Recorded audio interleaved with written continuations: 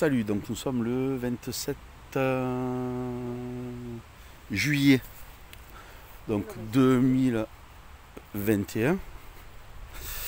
Donc je reviens sur la vidéo précédente donc, dans laquelle donc, j'ai parlé donc, de mes rencontres ce matin, très intéressantes d'ailleurs, donc au marché, avec donc, en premier donc, en fait c'est le Toulousain, il faut chercher Bourré, alors son prénom je ne me rappelle plus, excuse-moi, j'ai des failles au niveau de la mémoire immédiate, souvent c'est comme ça, donc je n'arrive pas à retenir les prénoms de suite.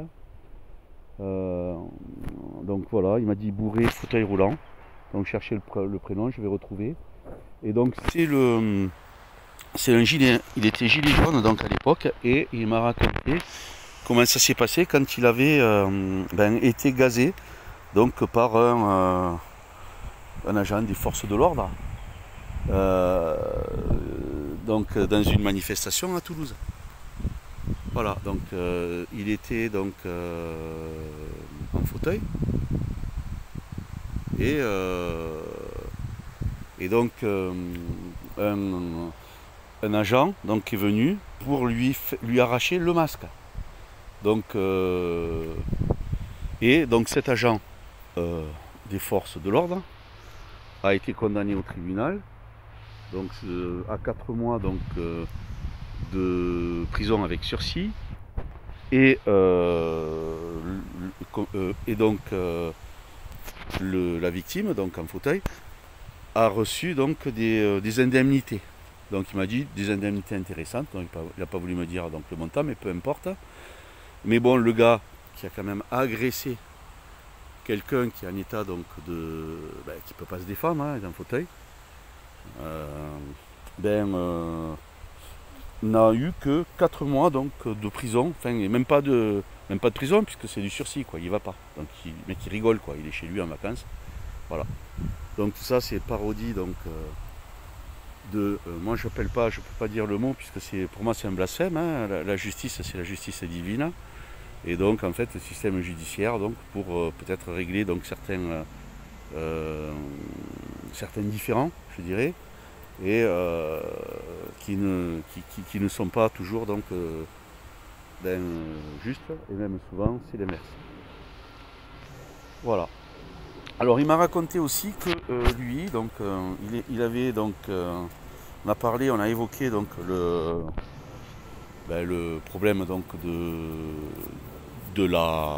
Coco Circus, puisque je ne le dis pas, donc vous savez très bien ce que c'est. Ceux qui me suivent et puis bon, ceux qui nous sommes. Et il m'a parlé donc de l'hydroxychloroquine, donc Nivaquine. Comme il était dans la marine marchande, il en avait pris. Il s'avère que moi aussi, donc, je prenais de la Nivaquine quand j'avais été donc, pendant 15 mois donc, en Afrique. Et donc c'était pour se protéger du paludisme notamment, entre autres, et d'autres maladies tropicales donc, en prévention. Et justement par rapport à ce qu'on voit des pseudo-scientifiques qui parlent à la télévision, qui disent que, des ministres, des gens quoi, qui sont dans le pouvoir, dans les décisions, de dire que c'était dangereux, qu'il n'y avait aucune efficacité, etc., etc. En fait, tout ça, c'était, à mon avis, donc c'était une polémique.